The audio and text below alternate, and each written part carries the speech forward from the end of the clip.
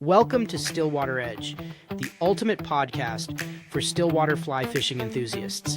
I'm your host, Greg Keenan, and in each short, action-packed episode, I'll share expert tips, essential techniques, and clever tricks to help you elevate your stillwater fly fishing game to the next level. Welcome to the Stillwater Edge podcast. I am your host, Greg Keenan, and today we're going to talk about why every stillwater angler should consider these 3 entry-level sinking fly lines. That's the type 3, 5, and 7. In this episode, I'm going to break down what makes these fly lines work, their core designs, features, and when to use each one.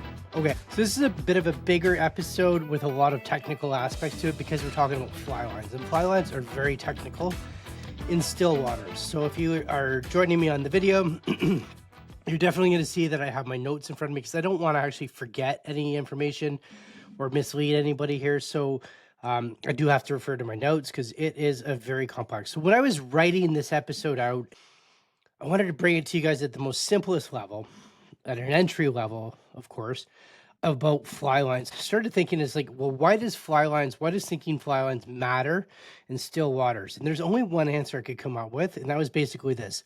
Sinking fly lines help your fly reach deeper waters quickly, something floating lines just can't do. So that's incredibly important to understand. They help your fly get down to deeper waters fast, all right? So with the sinking fly lines, it doesn't matter. They have a few core features and design features that are in common with each other. So it doesn't matter if it's the 3, 5, and 7. There is some common traits, and that's the weight distribution of each of those. They all have a heavier front, which the heavier front allows that fly to push down effectively and efficiently as well, okay? The material composition, they're all made from high-density materials for durable and consistent performance, but this is where they differ, the 3, 5, and 7. Okay. The sink rate of each of those lines, the 3, 5, and 7, offers a unique sink rate, allowing you to match your gear to your fishing depth. So the type 3 sink rate is going to sink at 3 inches per second, the type 5 at 5 inches per second, and the type 7 at 7 inches per second. So now that we've kind of covered the core design and the features of what these fly lines are made of, what they have in common, and as well as why we've identified why we need sinking lines in still waters, let's talk about each one individually. So the type 3 sinking fly line, some of the key features are it's a moderate sink rate for a controlled steady descent. So that is a good feature to have in a fly line, especially when you want to fish that upper water column, that shallow kind of water, which is great, which makes this fly line actually versatile for that moderate water and that shallower water around structure. So that littoral zone area, which is perfect where you want to fish that fly line, is that type of fly line that the 3 inches per second is going to excel in that range. So that's best use for that fly line is that 4 to 10 feet range. That fly line will do extremely well in there. The next is the type 5 sinking fly line, and that it sinks at 5 inches per second.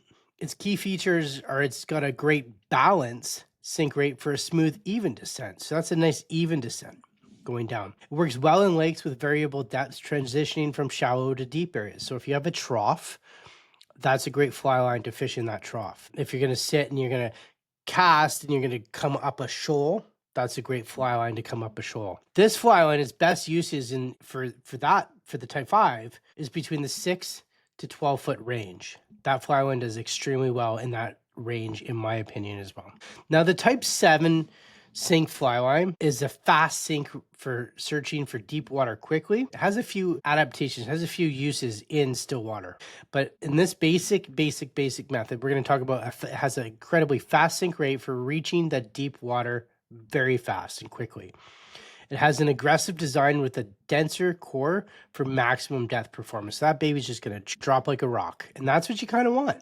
When you need to, if the fish are down deep and you need to get to them fast and you need to get that fly and that presentation down deep, that is the fly line you're going to use.